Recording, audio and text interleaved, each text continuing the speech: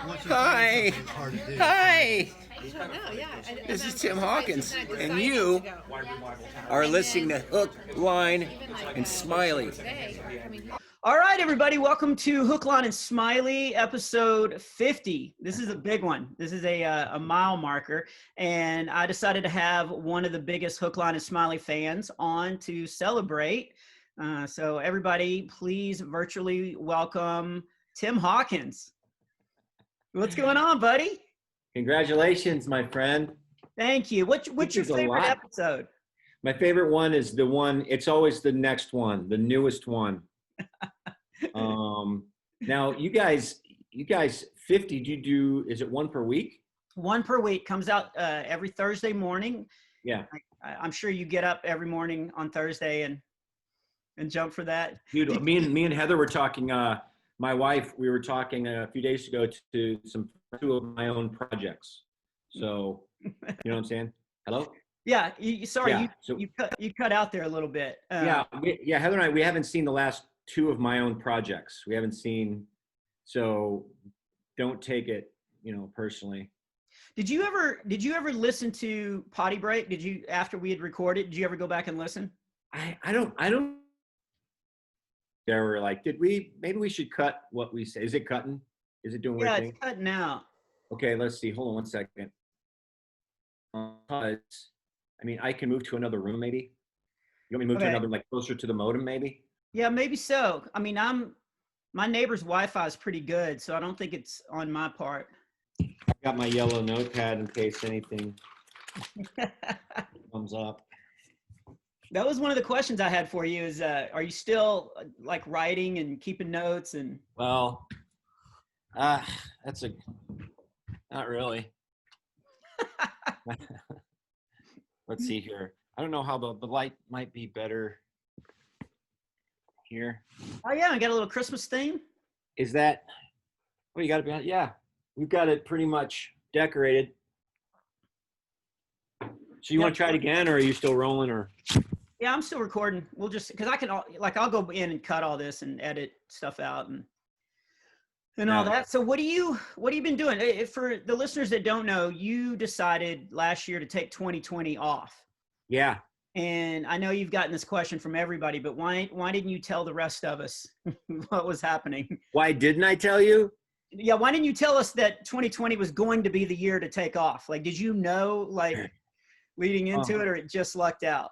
Nope. It was totally blind luck, or I think it was definitely the good Lord. We knew pretty much January 1st of 2019 that we were going to fold it up January 1st, 2020.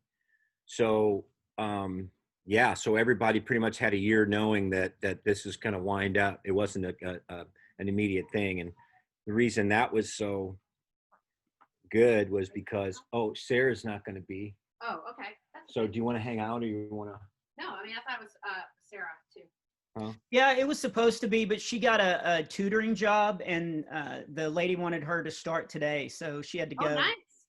Good for her. Just let's leave her on for eye candy. Yeah, there you go. What's up, Heather? Hi. Is this does this air as far as video or just voices? We do audio and video. Okay. So if you're okay with it, we'll need you to sign a couple of releases. And wait, are you on right now? We're doing it right now. This is it. It's really. Yeah. This happens all the time. What's that? Where I don't know that it's already started.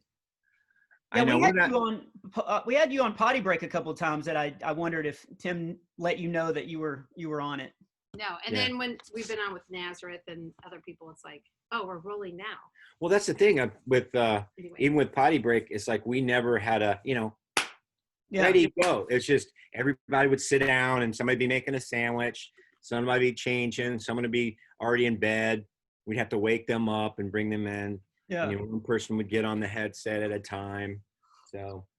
Yeah, I never knew whenever they started. So I would actually go back and listen to it. That's what we were talking about, Heather, was, listening to, do we go back and listen to our old stuff? And Tim was actually telling us, we had a little Wi-Fi problem, but he was telling us that the decision to take off 2020 was really kind of the Lord just blessing him. So obviously God loves you and Tim and not us, because we got no word. Or Did you say that? Huh? What? That it was the Lord blessing you. Well, it was a blessing, yes. Well, it was actually after a lot of hard stuff. And Yeah. Like, Yeah, it was, very hard stuff that I had brought upon myself and the world and my own personal world. And it was, I always call it the Lord's stanky boot. Pretty much gave me a stanky boot. And yeah, we separated in late 2018. Heather and I did. Oh, should I go there? Yeah, if you want to. Yeah. His podcast. Yeah. Yeah, and Heather, if you want anything you want edited, just let me know and we can cut out anything. Well, no, I mean, it was just a few years running there where that my family was getting the scraps, and especially her, and things were just coming to a head on a lot of different fronts. And I was pretty much let that happen. So, it's choice making time. Yeah. And does that sound right? Is that what you wrote, Heather? Is that Oh, okay. So are you afraid you're going to get the food again? It was at that time that I had to come to some conclusions. Life was living me. I was not living my life. Okay. Wait. No. How long have you guys been married? 27 years. Okay. And as long as we are talking about that, because it is tough to maintain a relationship and be traveling all the time. Heather, what was it like? Did you find some little tricks and stuff to, help manage? Like when Tim blew up and started like traveling all the time, what was that like? Oh, well, I think it was harder at first when he was still working a full-time job and then starting to blow up, because then he was just never home, just because that was the transition that was going on. So yeah, that's crazy to think about, that he actually had a full-time job. Yeah, it seems it is crazy because he got fired a lot. But it just so happened at that time in history, he had a full-time job where he worked nights. So he worked through the nights, Monday through Thursday, and then get off Friday mornings and then hit the road. And so he really wasn't home. I had 3 kids then. My youngest was probably 2, Levi at the time. I just remember one night, everybody got sick. It started with Spencer. He threw up all the way down to the bathroom. Ugh. Spencer had a way of finding carpet. It's like he would stand on the wood floor, but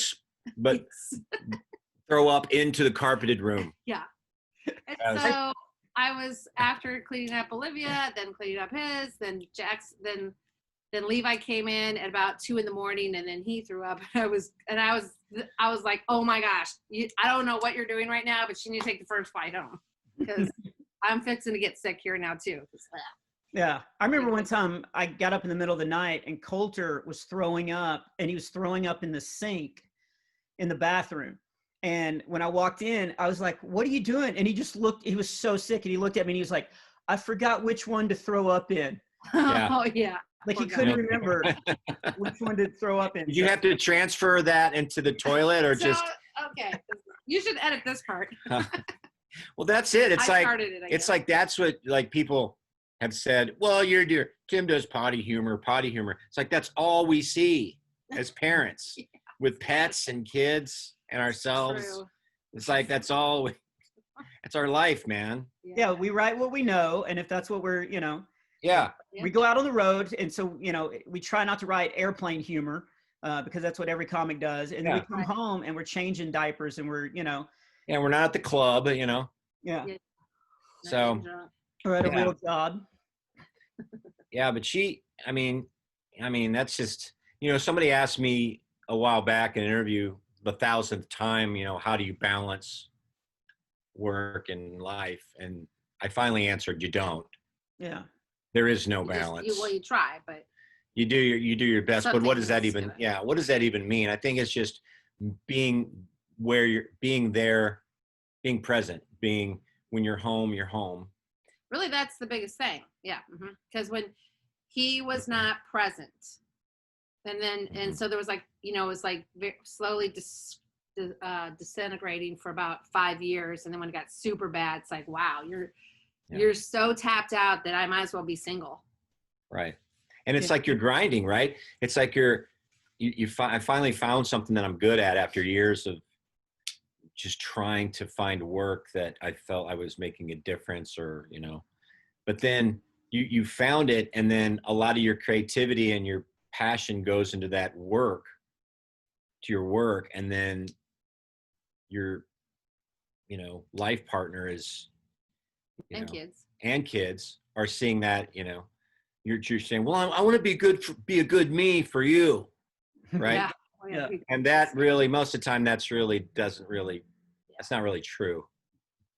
There is, you got to find a place. If you're really grinding it too hard for too long, and they're second place, you're doing it wrong, or at least you're maybe impatient, or you're overthinking this. Maybe instead of taking 120 shows, maybe take 50. Or, you know, Man, not you. Sounds great. Like first, Bob, don't take 400 shows, take 327. I would take 50 right now. That sounds like a good full year. Those are the days, weren't they? Yeah. Yeah. Good night. Wow. Well, I remember you and I talked about this on the bus toward the end, because we were talking about, you know, what was important in life, you know, and kind of putting everything on trial, of, you know, priorities and stuff like that. And I don't know if you remember this, but we were in the back of the bus, and we were talking about how we don't want our job to be comedy. That's something we do. That's, you know, how we provide for our family. But really, our job is being a husband and a dad. And so we don't. I think you said this of, you don't go home and that's where you take your break and your rest. When you go home, that's where you engage, and that's where you're really doing your job, if it's done right. Oh, absolutely. Yeah. The thing about the road is it's travel is hard enough, but it's boredom. It's just boredom. And you're just started out. It was great because I could spend time practicing, you know, on an instrument, or teach myself piano or whatever, or work on some comedy, or you know, do some creative time. But it's just, as time goes on, it just, you're not getting refreshed. I wasn't getting. Well, I just thought of something. Yeah. And we've never talked about this, and I've never ever thought of this before until you just said that. Is that sometimes that time where you guys are away, and then you are doing shows, and you're, you know, getting accolades and all that stuff, and you're doing well, you're doing a good job. And then you are bored. And during the boredom, you're still focusing on your skills and your whatever. And that becomes very isolating and self-focusing.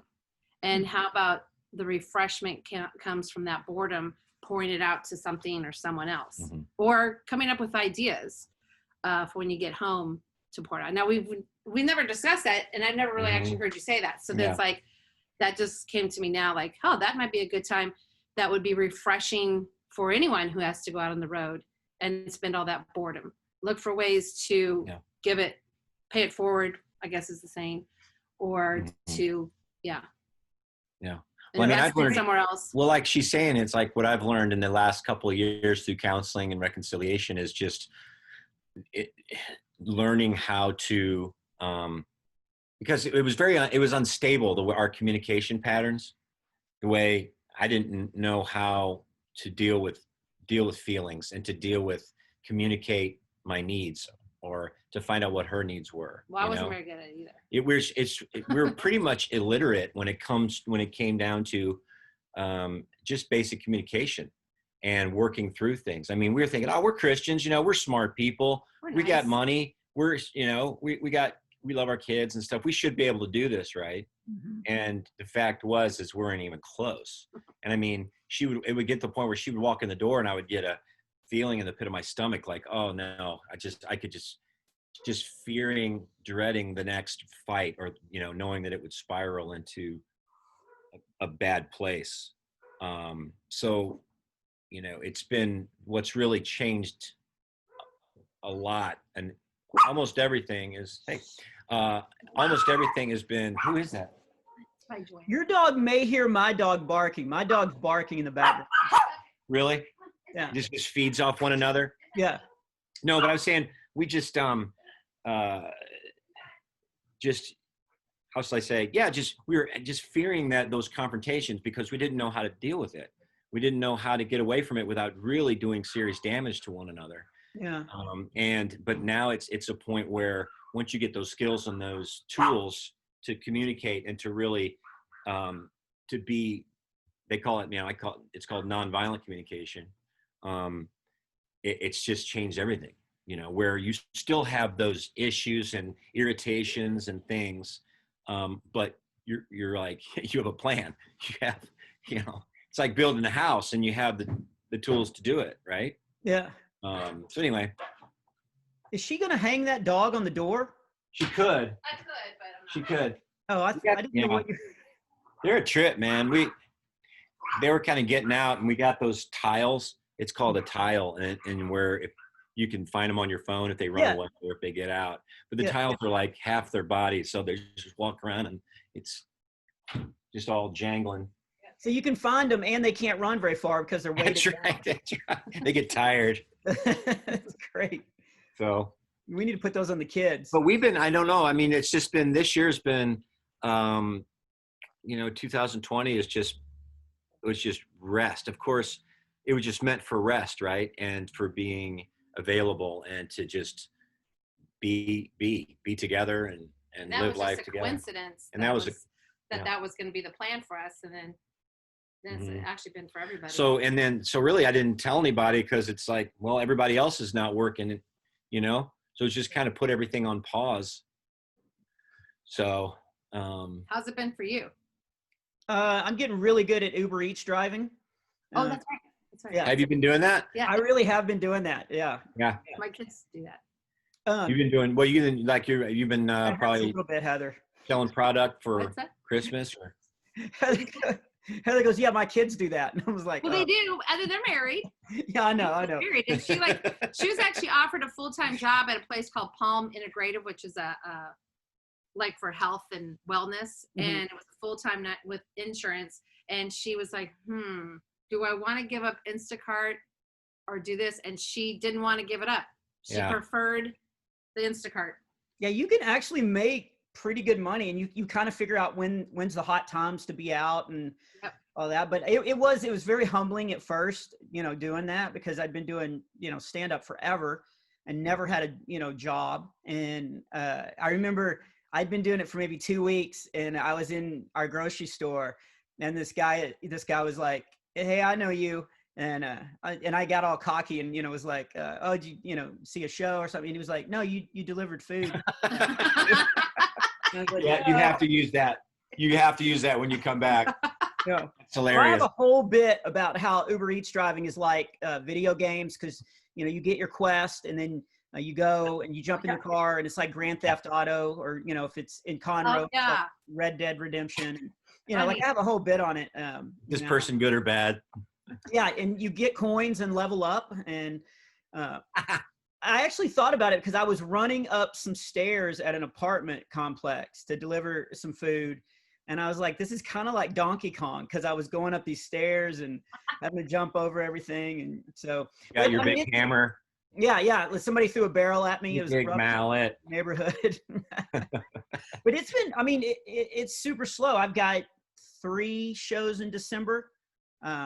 No big full, fee gigs or anything. And have you done Zoom? Have you already done the thing with Shonda?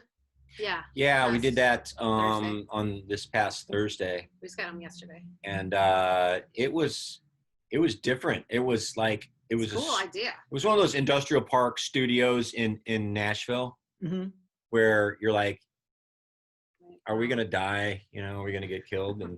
But no, it was set up there's about 200 screens in the audience. And they're pretty big. There's an actual stage, yeah. People's faces. And you can see everybody's face in their living room, of course. Dogs walking across. And oh, so you actually went to a place. You didn't do it in your house. I did. She'd asked me if I wanted to do it from my house. And I was like, I've been wanting to go down to Nashville anyway. We just have friends and stuff down there. was an excuse to go down, and I've not seen her before. So we ended up spending a couple of days with her and her son, Zach, and it was awesome. Just kind of reconnecting and, Wow. talking through some things. Cause we had never really sat down, and it's like, well, people are saying this. Well, people are saying this. Well, they say this about me, or the way you feel about me is this. And we're like, well, okay, well, let's just, out, yeah. Because that's false. And it was really awesome. It was all fake news. Yeah, it's fake news. No, yeah, I'm familiar. Bad story.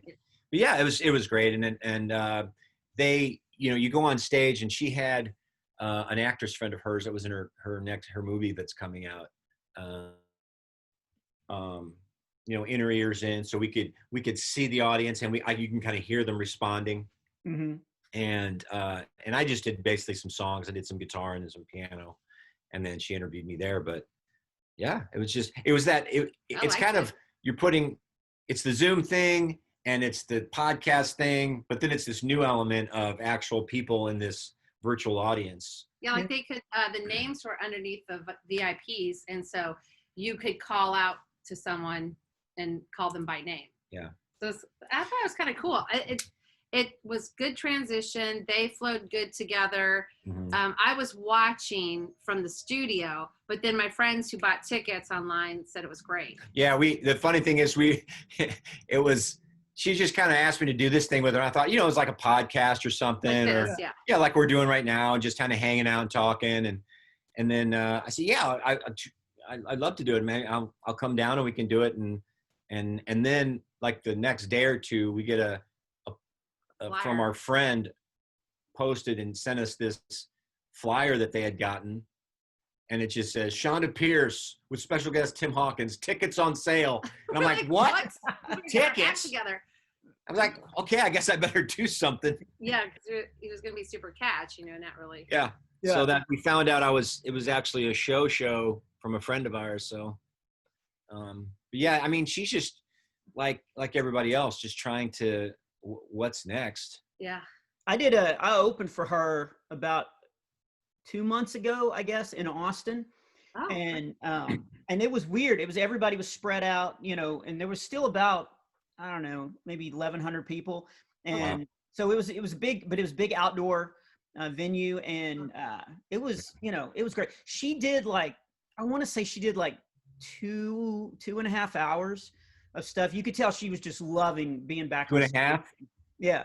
Yeah. Oh, that's great for them. Yeah. Yeah. Oh, they got a killer show. How rusty were you getting back? It was, didn't seem rusty, but I don't know how he felt. I did pretty much music. It was, when you take off a month or two and you're going back to that first show, it's always, shoot, yeah, do I know how to do this? And yeah. Imagine, and then it's been a year. I mean, it was almost a year to the day that I'd done my last show. And so I had to practice a few songs, just make sure I kind of knew it. I did a couple of jokes, but it was fine. Yeah. It's just finding the rhythm, like finding, okay, how is the audience reacting? Can you hear it? You know what it is. You're just trying to find that sweet spot. Yeah. Because how long had it been for you by the time you did the opening for Shonda? Well, I'd had a couple of shows before that, but everything shut down in March, and then I didn't have a show until mid-July. Okay. And it was, I thought I was going to get up there and be like, to get to the other side is why chickens cross the road. Like I thought I wouldn't remember how to tell a joke or a punchline or, it's like you said, Tim, like my rhythm. And it, for the first 5 minutes, it did feel really rusty. I don't think anybody noticed, but it just didn't feel right. And then all of a sudden it kind of locked in. And I've had enough shows, sporadically to kind of, keep the edge on it. And, but it's not like the old days where you're going, every single week and, adding new stuff in and all that. Yeah, 'cause he hasn't been writing or hardly playing music, which I'm surprised. I thought he would. And then he's been taking up telling dad jokes while he's been off. So I was like, how's this going to go? I really enjoy it. Yeah. It's like some people garden. Some people garden. I just like doing stupid dad jokes. Yeah. But this year has been a time for real rest. And to be honest, I didn't feel like writing anything or playing. I wanted to do something else, and I really enjoyed that. I mean, we helped my son build a deck in the backyard and just doing little projects and handyman stuff. And and plumbing and who knows. And We bought a house that's 100 years old. yeah, we bought a 100-year-old house. We moved closer to the city. Oh, okay. Basically the city of St. Louis now, and just moved to a really cool area that we've liked for a long time. I was trying to figure out what room that was because I've been to the house a lot. Here, yeah, that's right. Yeah, we moved in May. Okay. So yeah, you were at the old house, not been to this one, but we like it. I mean, we're almost empty nesters. Jackson's 14, the rest are kind of out and about, live in other places. So we didn't. The other house is too big. Yeah, this is people.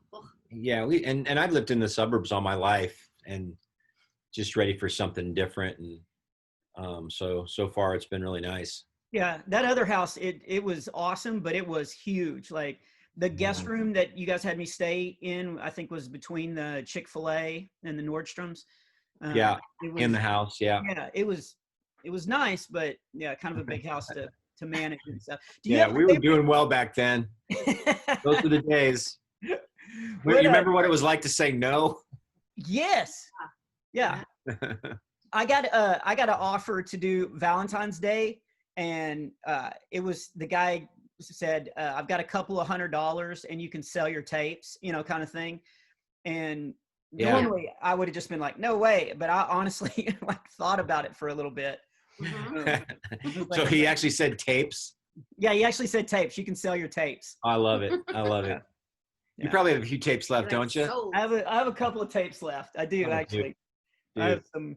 I found I was in Alaska and I was in like a thrift store, and they had my first cassette tape and Newsboys, and I bought them because mine was $3 and the Newsboys was $2.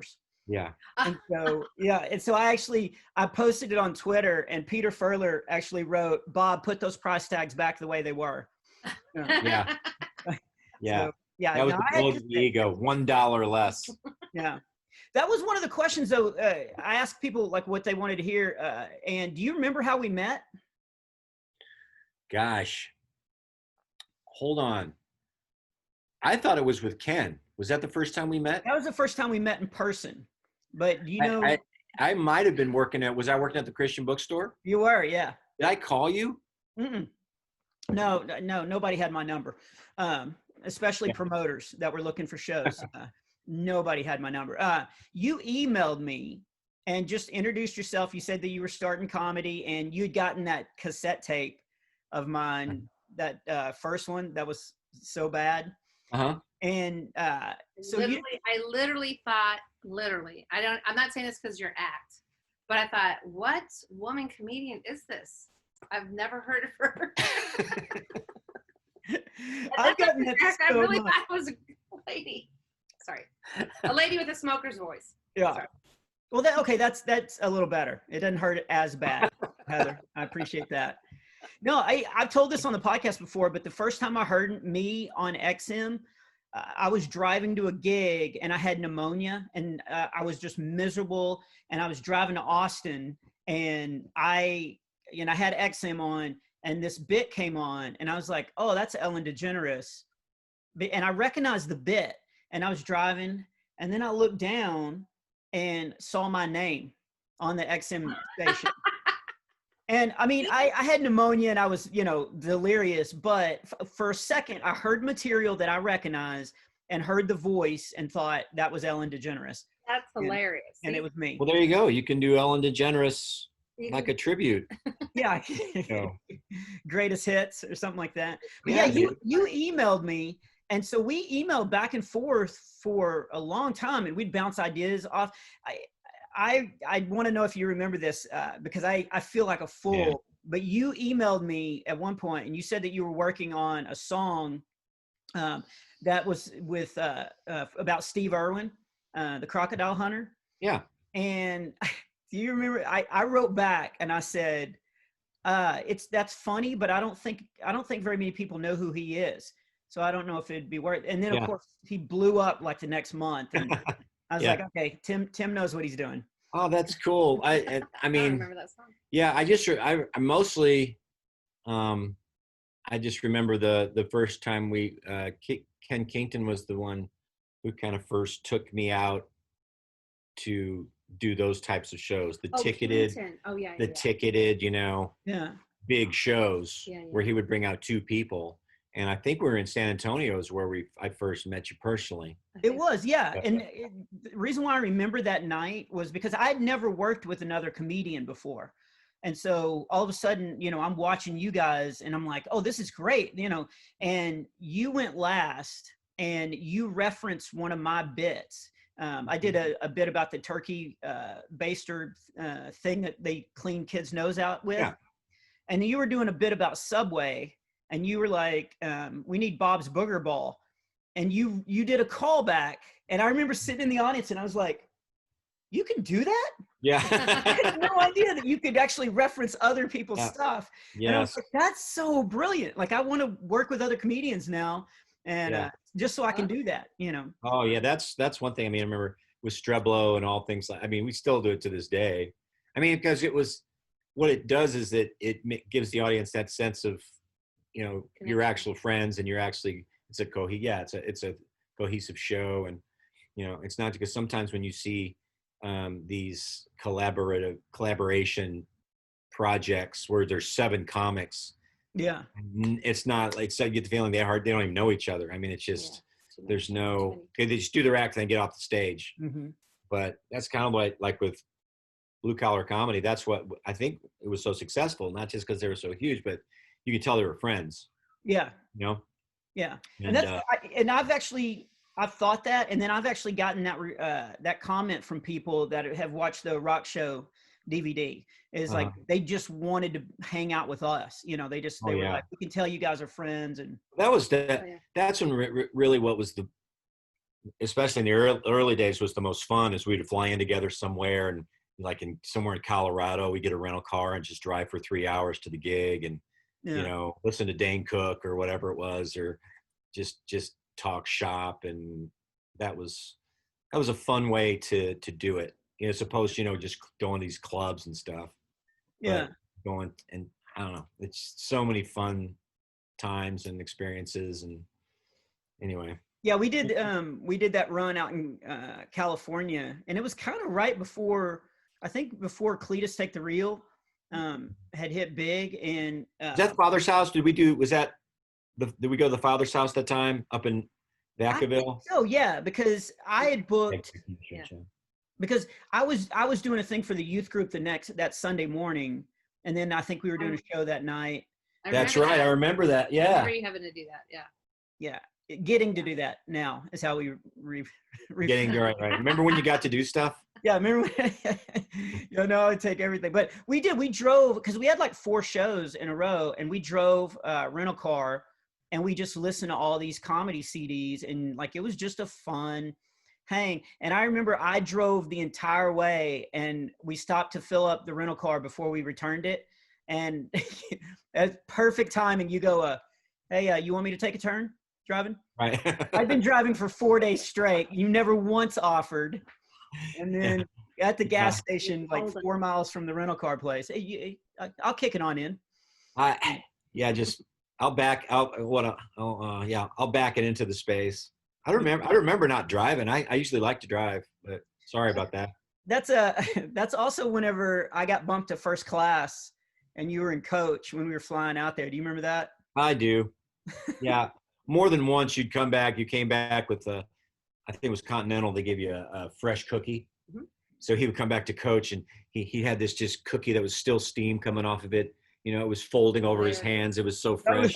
That was the best. I was eating some what do we call it? Some Cheez-Its, or if I was lucky. Fake Cheez-Its. He was like in the middle seat, like sandwiched in and just miserable in the very back. And Heather, I did not plan this. I did walk down the aisle with a hot cookie, and my plan was just to bite it right as I got by him, but it was so warm that it just folded over my hand, and I was like, oh, these things are too hot. Like, you didn't have a choice. You had no choice. You had to bite it then. It was so great, but that's funny. Yeah. It was fun. You got into geocaching there for a while. Mm-hmm. Like, we'd stop somewhere in the middle of nowhere, and that's right. There goes Bob out of the bus, and That's what our kids used to do. What's he doing? He's geocaching behind a gas station. I hope. I don't know what else was going on, but That's what we called it. What's the best thing you got from that? What's the best treasure you got from geocaching? I got a commander's coin. Like a little, like people in the Army will, there's a whole thing that you do where you shake their hand and you pass the coin and all that kind of stuff. And I found one in a geocache. Wow. Yeah, it was pretty awesome. I kind of want to know the story behind it, or, why somebody. How did it end up in there? Yeah. I'm going to say like a human finger or something, like something really, really awesome.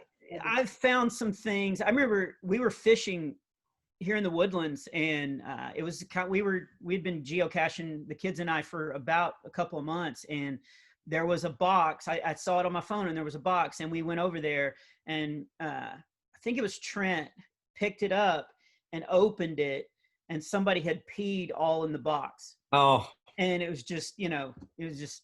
I was wondering when somebody's going to find that. Yeah. Was that you? That was great.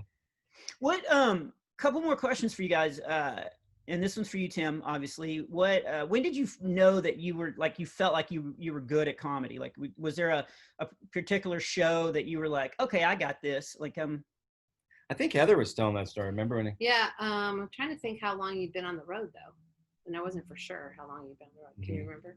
It might have been like after the first 3 years of being on the road full time. He came home from a weekend and he goes, "I'm funny. I'm actually funny." I was like, "What?" Well, what have you been doing all these years? I thought that was the whole reason you were doing this. But it's almost like he had it dawned on him, like, I'm actually funny. Mm-hmm. Yeah. Well, I mean, when it first went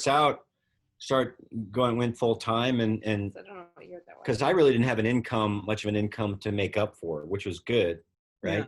Yeah. And we were in debt, and every month I had to drive down to Denton, Texas, and hand deliver a check for credit counseling services to get out of whatever debt we were in. Which we don't recommend. Which, yeah, we don't recommend because it destroys your credit. But we were going to buy anything anyway. Yeah. So, I remember just that day where we wrote the check to get out of debt, that kind of stuff was, and it was more, I was just glad that I was good at something that you could do as a living, or at least found something. And it wasn't really about that. Just found something anywhere where I made an impact or was doing something that was people valued. I mean, Well, you weren't going to get fired from. I wasn't going to get fired from, or, like a pink slip's going to fall down from heaven. You're fired. You're done. from the heavens. But I think it's just kind of gradually you get more confident, and you've got some work behind you. You got some material that's built and you're confident with, and it's working consistently. And then I think it's more, I don't think, gosh, I'm so good. I'm just thinking, well, I'm proficient. And I really just like the process. It was never about being famous. It wasn't about any kind of industry. I kind of stayed away from any kind of industry and tried to do things just the way we wanted to, just because we had more say. I mean, the people you bring in from other places, they want to tell you kind of how to, you kind of lose control, and you lose that license, to do things the way you think they should be done. And really to have more fun. I mean, I've said no to a lot of things, and to be honest with you, because it wasn't as fun as the shows we were doing. Yeah. I mean, I think other comics would have just given their, arm and a leg to do this. And I'm not saying that I'm great. I'm just saying we already had something really good going on, which was worth it to me. Yeah. You ever do industry? Like when you were with Newsboys, was that industry type comedy? Or I don't always know what that means anyway, but. What do you mean industry? Like, have you always got to freelance for the most part yourself, or have you been connected, or, you know, someone managing you and telling you how it's going to go down? Like not how Todd did it, because that was like a natural thing that they collaborated on, but Right. the other way, I guess. I don't know what the lingo is. Yeah, I understand now. Yeah, so I don't think I've ever mentioned this on the podcast, but I did tour with the Newsboys, and Never. yeah, I don't think I've mentioned it today. Well, it's only been 50 episodes. Yeah, so we haven't gotten that far into my life. We started out in third grade, so we're moving up. No, that was a really good question. So I started going on tours, but nobody really told me what I could or couldn't say. You know, that was always kind of up to me. And then throughout the years, I've had a couple of managers, but it was very hands off. You know, just send me a check. You know, if you sell something, kind of thing. I never really had anybody going, you know, this is our goals, this is where we're going. Like I pretty much had to do all of that myself. So yeah, I was never. Yeah. You know, I would get hired by tours to go out, but you know, it was kind of almost like a hired gun, like a freelancer. So I didn't really have anybody, you know, telling me. Are you glad it was that way? Yeah, I feel like it's worked out. I feel like nobody's going to have as best interest of me than me. So, you know, I knew that if I was going to get a check this week, I had to do some kind of work. I had to write or, you know, find ways to promote myself, or, you know, I think it kept me eager and kept me going. And especially as I saw other comedians coming up and getting, you know, famous, like more famous and kind of blowing past me and stuff, that really, I didn't have jealousy of that. It fired me up and be like, yeah, I'm going to work harder now. Like, you know, that was a question, you know, like with you and a couple other people, that all of a sudden, you know, we're getting 1 million hits on videos, and your show calendar was just filling up. A lot of people were like, man, does that make you jealous? And I was like, no, man. Because you said this one time, it's a famous quote and I'm blanking on it. All tides raise the ship, or what is it? The rising tide lifts all the boats. Lifts all the boats. Yeah. So we were doing a gig here in Houston, and we went out to eat for lunch one day, and we talked about that, like that if you blow up, that's only going to help all of us, because that's going to open more doors and stuff. And so, yeah. Well, I mean, I'll be honest with you. I mean, early on, I can remember a gig we did, me, you, and Paul Aldrich at this big church, and I was watching your show on the side, and I was just you were just taking over, and just boom, it was just like boom, boom, boom. And I just remember I felt that, I'm going to call it, I don't know, it might've been a little envy. It was a little bit of something like you're talking about, like, okay, it is what it is. Yeah. It was if anything, yeah, you got it. Envious of you, Bob. Yeah. I was envy, but it's like, I felt, that zero sum thing that a lot of comedians feel. He's taking all the laughs. Yeah. You know? But I felt that with everybody I've ever worked with. You know? And you get to the point, well, or just like they're stealing the show. And that's something where I have grown out of, that it's like now, you know, or later on in my career, I would have a notebook, and you've been there. I'd like, after the show, Bob, here, try this tag, try this line, try waiting a little longer on this bit. And then when you're watching them now, it's more of how can I help them, you know, be eyes for them. And it was almost as much fun as writing bits for myself, if not as much fun. Because some people did that for you too. Oh, like absolutely. They take notes for you, which was nice. Absolutely. Some of the best tags and are from other comics or other non-comics, you know? Yeah. So, it's just, like you said, it's always horrible to compare, but it's good to use that as fuel to work harder and just be better. Right. Because we want to be good representatives. And the only way to do that is to work off of one another. I mean, the Beatles, for crying out loud, you know, McCartney and Lennon, they were just always, it was a competition, but they loved each other, and they wrote the best songs of all time. So I totally agree. We're a lot like the Beatles. yeah, The, uh, I I'm remember, like Pete Best, the drummer that didn't make it. yeah.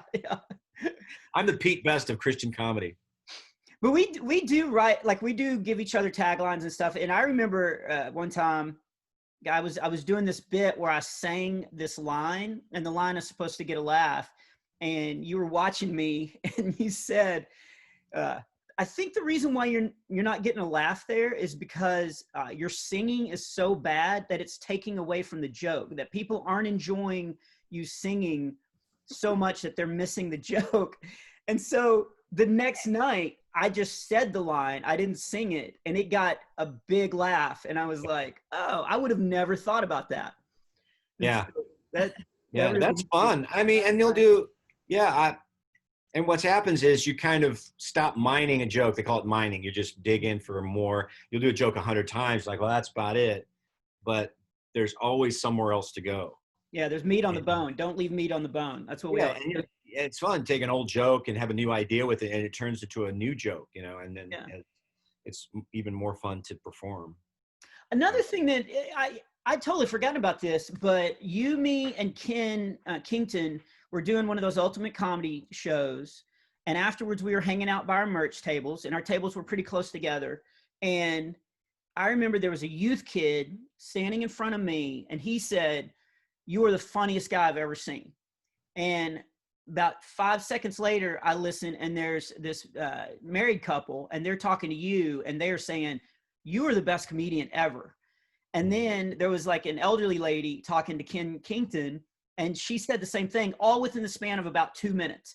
Yeah. And I thought that's why we shouldn't be envious of each other or jealous. Like everybody, like comedy's for everybody. And so, I love that, Ken will have diehard fans that think he's the best, same with me, same with you. Like as long as we're making people laugh, we're doing something good. Well, I remember the comedy tour we did, the DVD, we did 3 locations. Yeah. And each one of me, you and Brandon each were kind of the comedian of the night in each place. Yeah. That's like kind of tags on what you're saying, that it's you just never know, and you just bring the best that you've got. And once again, you got to get to a point as a comic where it's going to be different every night, and you're not going to please everybody. And that's why I never Google myself, or I never look at YouTube comments. Yeah. Because you're insane if you think everybody's going to like what you do. They're just not. Yeah. It's not you as a person. Maybe it's you as a person. I don't think. I think you're persona on stage, but just being good with who your audience is. This is my audience, and they like what I do, and I think it's pretty good. I enjoy doing it. A lot of comics and people don't like parody songs or whatever. I do. It's something I like to perform songs that I enjoy. Yeah. And you pick up a guitar, and a lot of comics think you're a hack, and you're not a real comedian. Yeah, you're not a real comedian. You use gimmicks and stuff. Everybody uses gimmicks. Yeah. If you're a rant comic, if you do ranting style, that's a gimmick. Right. That's just like saying somebody said you shouldn't preach, and I was like, every comedian is preaching. They're preaching about something. Mm-hmm. I just happen to talk, about God and stuff. But, when somebody told me that also reminded me, because, and I don't know if you guys know this, but I toured with the Newsboys. And so I've seen. Really? Yeah. They're pretty cool guys. Awesome. I feel like I have toured with some of the best guitar players, but you were the best guitar player I've ever seen. Like, really? Hands down, amazing. Did you start with the guitar? Like, was music a part of your comedy at the beginning, or did you add that in? No. Well, it was not at the club. Yeah, it was tough at the club because you had your mask. There was no plug-in. What's that? You had your mask a bit. My clown mask. Yeah, that's true. Oh my gosh! Pretty soon after I started doing like open mics and stuff, I brought the guitar in, and when I started learning comedy and guitar at the same time. Mhm. And it just naturally, you're doing gigs, especially church and youth gigs, because music just gave it energy, So Because he didn't actually start playing the guitar or having lessons until you were 22. Yeah. Yeah. Oh, really? His mom wouldn't let him. She was afraid to be. She was afraid I would be in a metal band and freak out. Because back in the day, we did every year they'd have the guy come in and speak of the evils of rock music and playing records backwards and I was kind of bought into it a little bit, a lot. So What was that? backward masking, it was called. You play a record backwards and it would have demonic messages. The group came around. I forget what it's called. Yeah, well, like Led Zeppelin songs and Ozzy songs and all this, and what was it? The Queen song, Another One Bites the Dust. Yeah, Another One Bites the Dust. Backwards. He would say it's fun to smoke marijuana. Yeah. So, I met Kiss. I'm friends with their guitar tech, and so yeah. I get to go meet Kiss in a little private room, and they did a little show for me and like 12 other people. And wow. I'm standing right in front of the lead singer's name is I think Paul Stanley. Yeah. Paul Stanley. I'm standing right in he's right here in front of me, and I didn't want to look him in the eye because my parents had told me that he would steal my soul. You should have told him that. Well, I ended up talking to him afterwards, and I told him that. I was like, my parents told me that you guys were evil and that you would steal my soul, you'd make me vote Democrat, horrible things, and he laughed at that. We ended up talking about diaper genies. That's what me and the lead singer for Kiss ended up talking about, because he's just a regular dude. Yeah. And right as he left, I said, have a good show tonight. And he goes, you know what? We're going to. God has really blessed us. Oh. And I was like, what? Yeah. Yeah. It's so cool. I watched some clip on Aerosmith, and have you heard this one about Steven Tyler?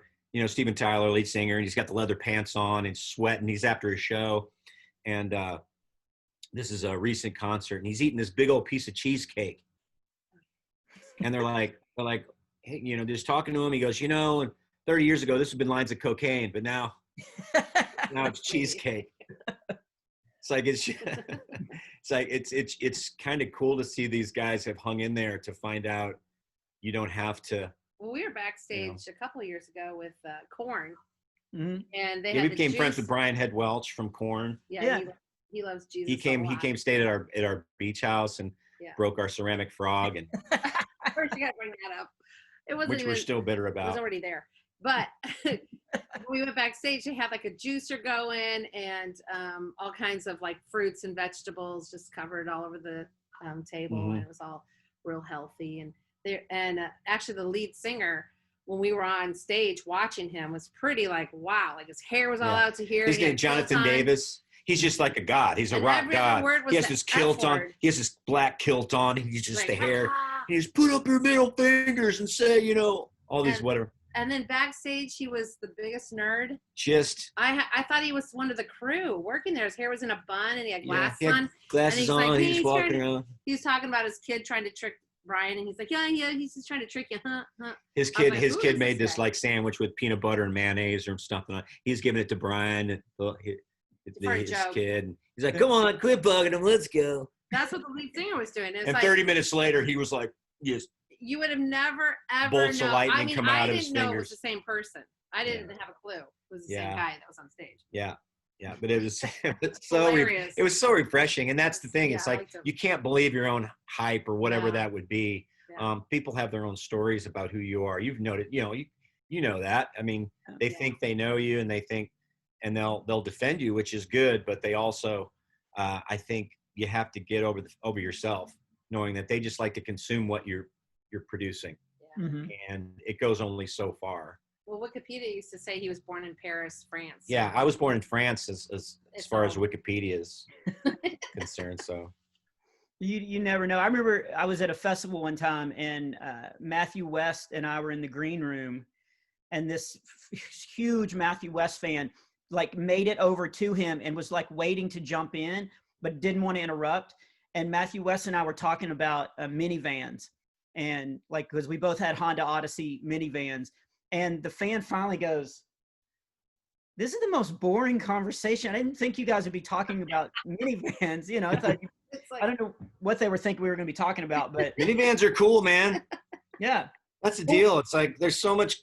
It sounds mundane, but gosh, There's a lot going. I like to get a new tool or something, and you know, I'm a Ryobi guy, so I learned that Ryobi makes this attachment that just blows up like it's an air compressor. I'm just like, that would change our lives It would change our lives, in did so it? many ways, huh?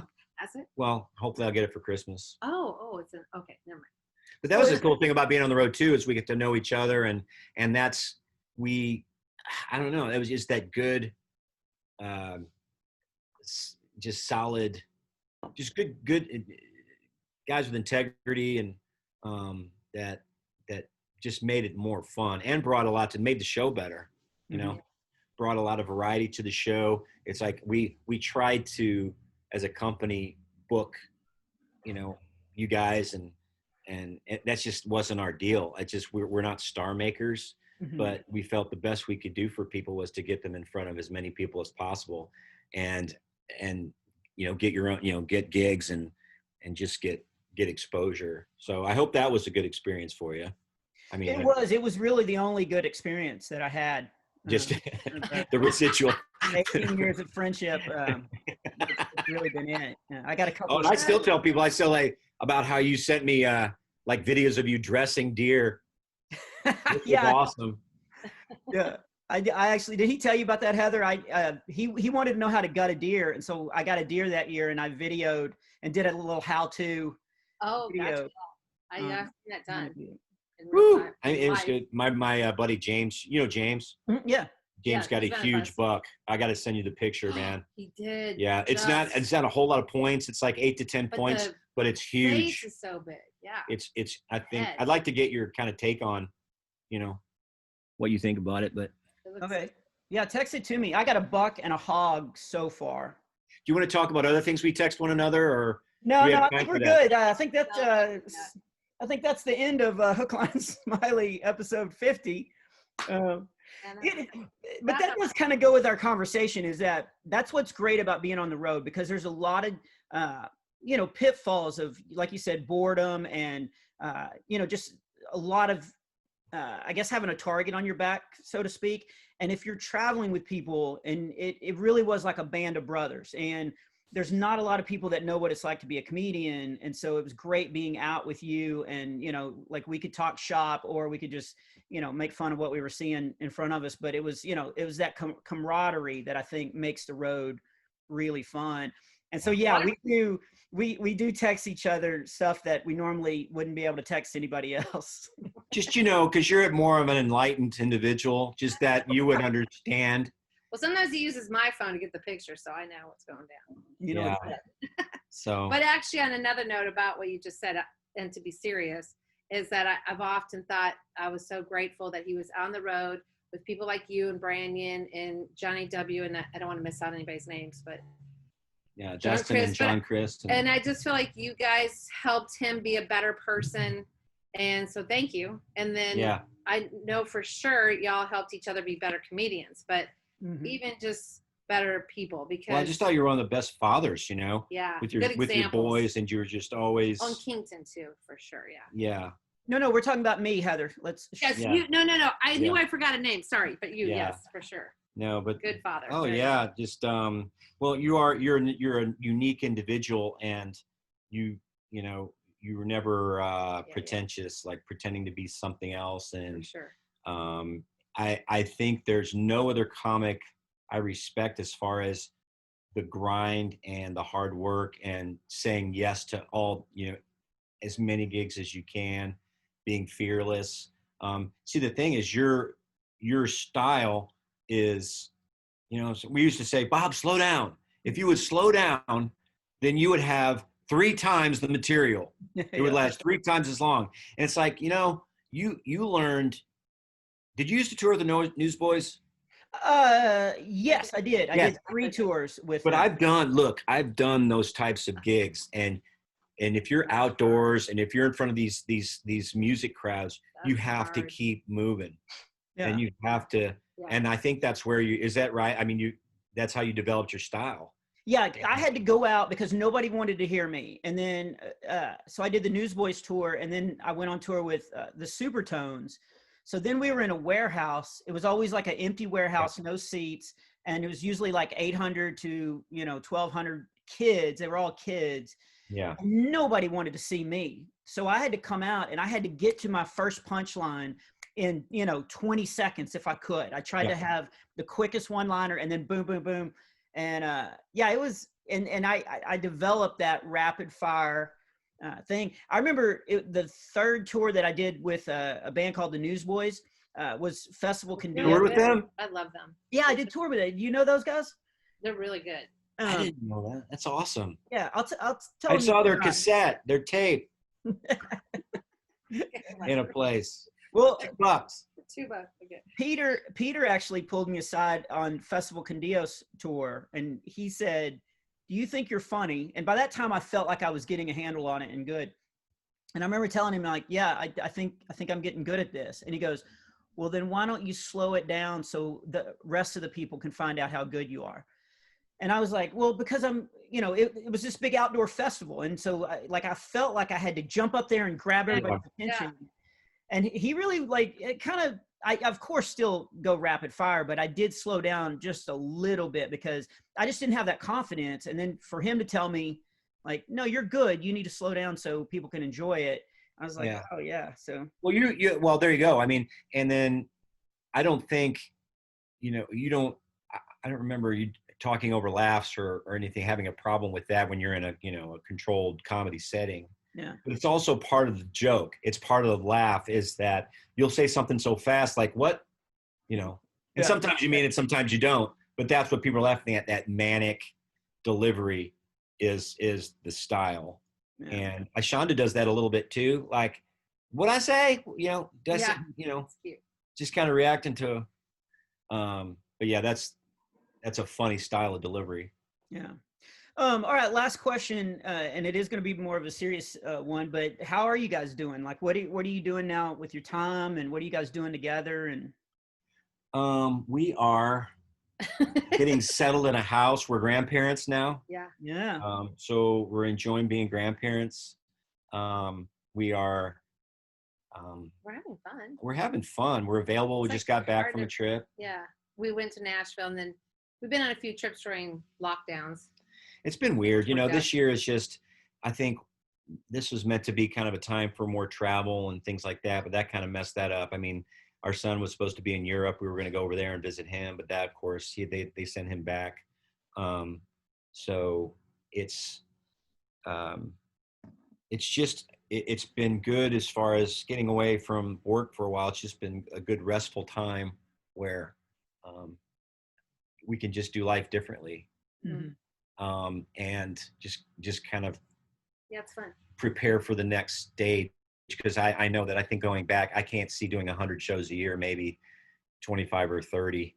I think that would be fine. And then, seeing what's next, just being available. I'd like to do more. We would like to do more, just being there for other comics, building relationships. We hung out with Ken Davis and his wife this weekend, and that was really special. And just being there for support, or just be available and be friends. And how you say, "Oh, we need to get together, we need to do this," and it never happens. I just want to be actually try to make that work and be more intentional.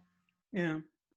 And we so we talk about all different kinds of topics and stuff on here, but we do talk a lot about being married and stuff like that. Any marriage tips that you guys have that has worked? Where do you start? Give us the subject area. Like communication. Like I remember one time Tim said that he was, I'm going to get the story probably wrong, but he was on his iPad and you had come in the room, but you guys weren't talking. And rather than him just sit there and be like, like starting to get upset or whatever, that he just turned to you and said, "I don't really know what to say, but I want us to talk." Or do you remember that? She was just watching some videos or something, and we're kind of both news junkies, and she was going through the house with her laptop doing jobs and watching her laptop. Well, it's like a radio. Yeah. And before I probably would have said, "Oh, you're watching your boyfriend again, or you're watching your did it again."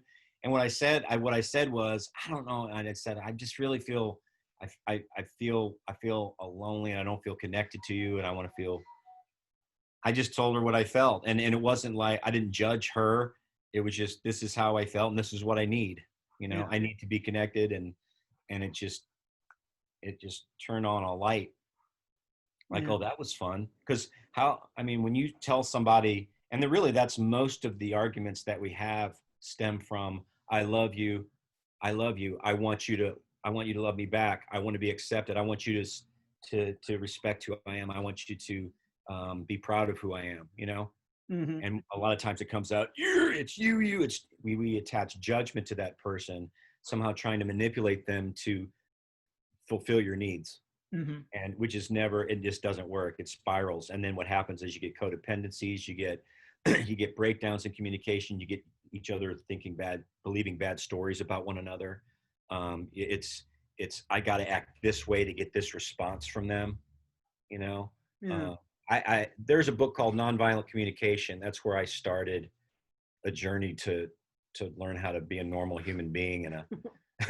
Well, he would say, this is what he would say, or you have said, that he had a fixed mindset.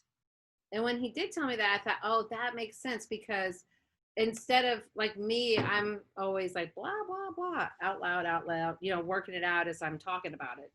And in some respects, then we learned that that's not such a terrible thing, because I don't know the full answer. But if you keep it within yourself and keep all those ideas inside, and you mull them over within your own thoughts and your own ideas, it just becomes very fixed. There's no flexibility about those thoughts or ideas.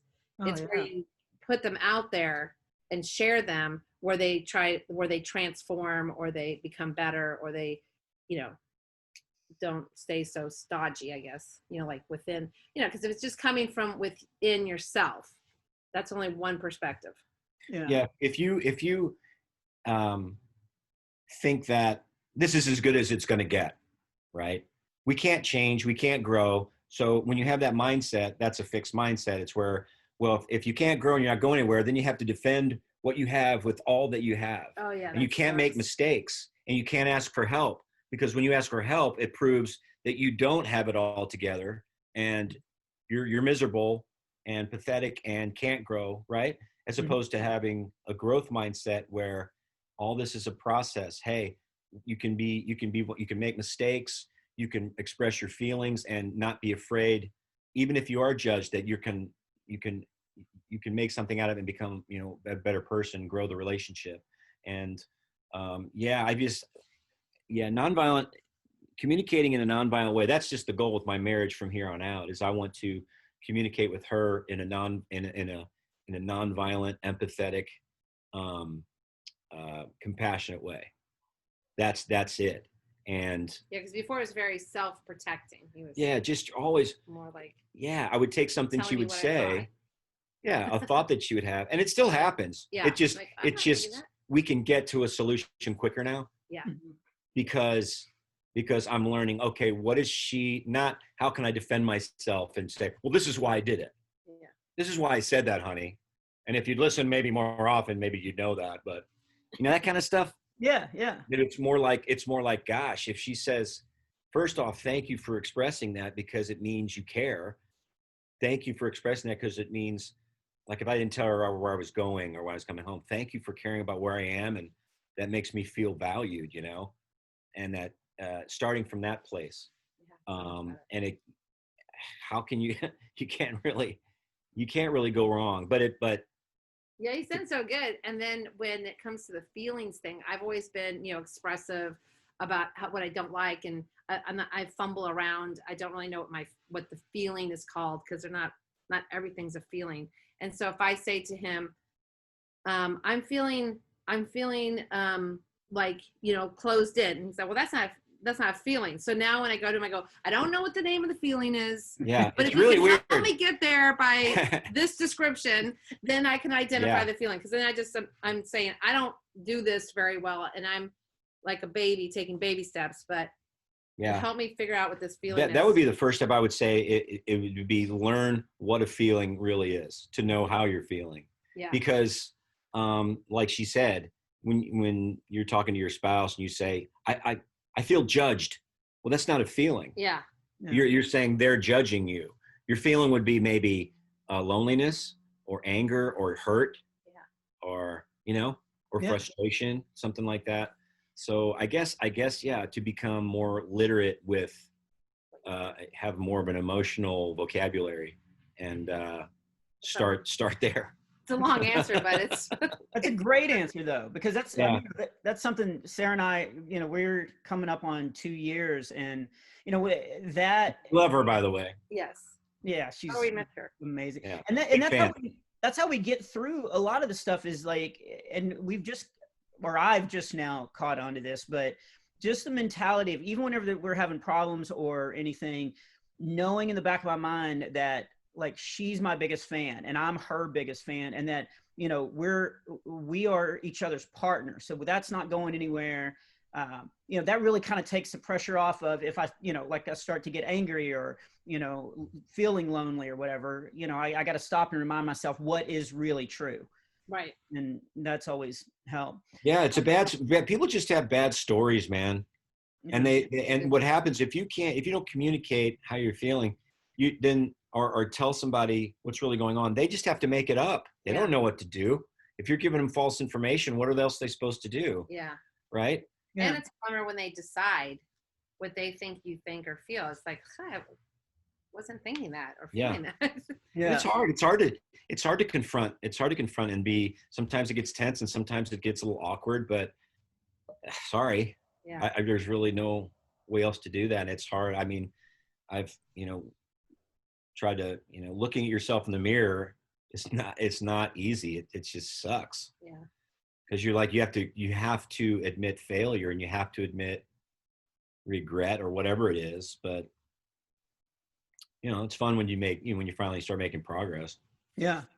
Well, I applaud you guys for working on it and, doing what you have to do to, to make it good.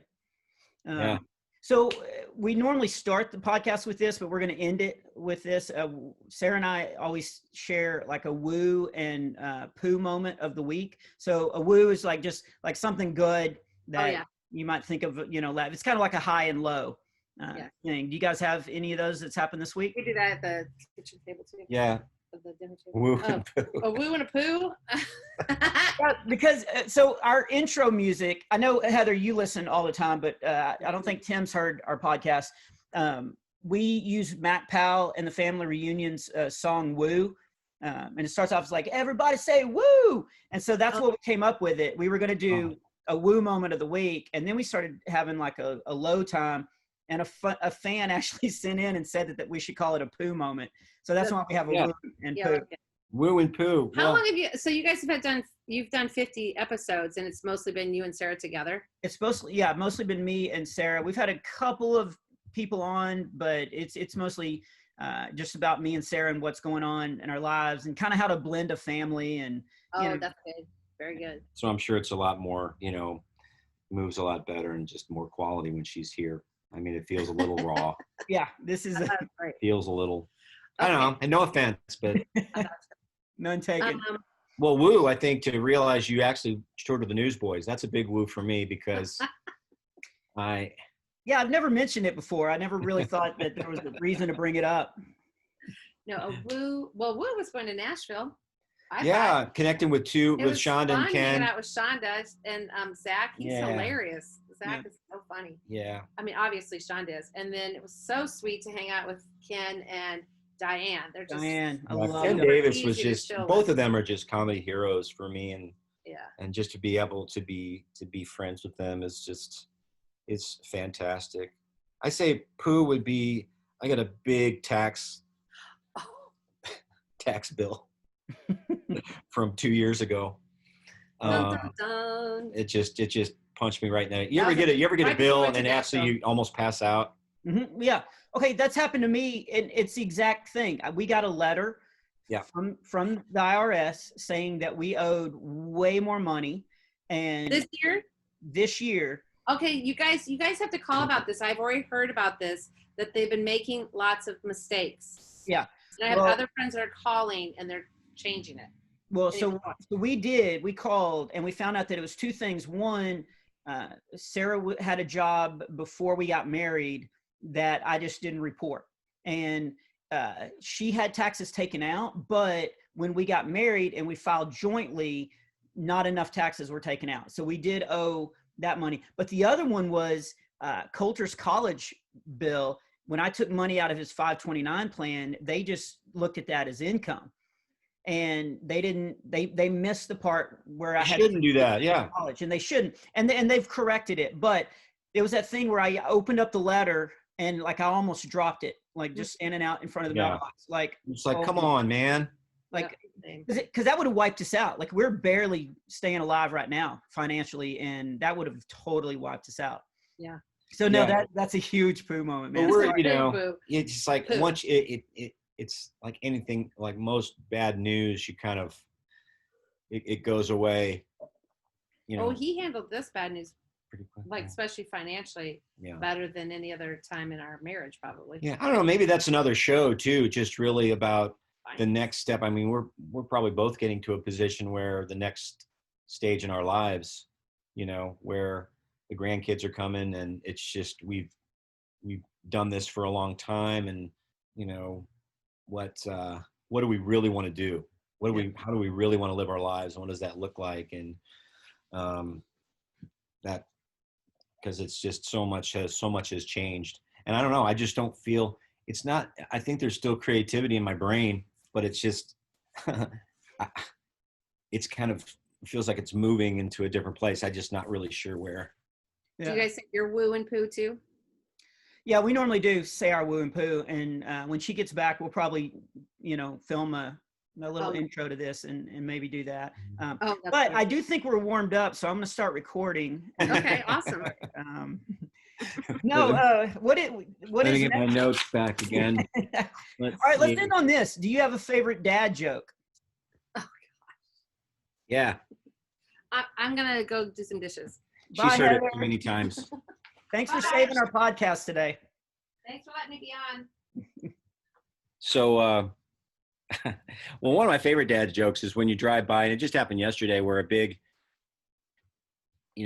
they're like thousands of pounds, these rolls of hay on a truck. Yeah. And it rolls by, and you just go, hey, hey, hey. Everybody's like, what? Hey. Oh, hey. Okay, here's a dad joke to finish off. So this moth goes into a podiatrist. Mm-hmm. Moth goes to the podiatrist and he sits down. The podiatrist like flitters and just kind of sadly flitters down to the couch. And the podiatrist is like, how can I help you, Mr. Moth? He's like, I don't know, doc. It's just, where do I start? I mean, my life has just taken a turn. I used to have purpose and meaning. I used to get up and have gusto and the words out of my mouth, they had meaning, and now I'm not half the moth that I was. And I don't have drive. I don't have my skill set. I don't see as well. Things are going downhill. I mean, I wake up in the morning, the lady's laying next to me. I don't even know who she is anymore. She doesn't even look me in the eye. I mean, my kids don't even talk to me anymore. I can't remember the last meaningful conversation I've had with my children. And I just walk around in a haze most of the time. I don't believe there's a God anymore. I used to think there was a God. I don't believe there is one. I think he's turned his back, and life is pretty much meaningless. And I just don't think I want to go on. And the podiatrist is like, well, I understand that sounds horrible, Mr. Moth. It sounds like you need a psychiatrist. Why'd you come in to see me? He goes, the light was on. I miss you so much, man. I miss you so much. Well, if anybody wants to find out more about Tim Hawkins, they can go to bobsmiley.com and click on the links. And man, thanks for ending that way. That was. See, when you tell that joke, you got to just try to embellish as much as you can. Yeah. And just take it, I don't know, it's one of those where it doesn't have to be the exact same every time. Yeah, you got room to play with it. There's a kid at my church that stops me every time he sees me, and he tells a joke, and he doesn't do it like you do it. You're doing it on purpose. Yeah. But he lengthens the joke out because he Yeah. can't. And I was like, Oh, yeah, it's gotta, get there quick. That one's not meant to get there quick, but it's the journey that counts. Yeah. Well, cool, man. I'm gonna let you go. I know you're buddy. super busy, but I love you and I appreciate. Have a Merry Christmas. Love you too. All right, we'll see you, bud. Everybody said hey. See ya. Bye.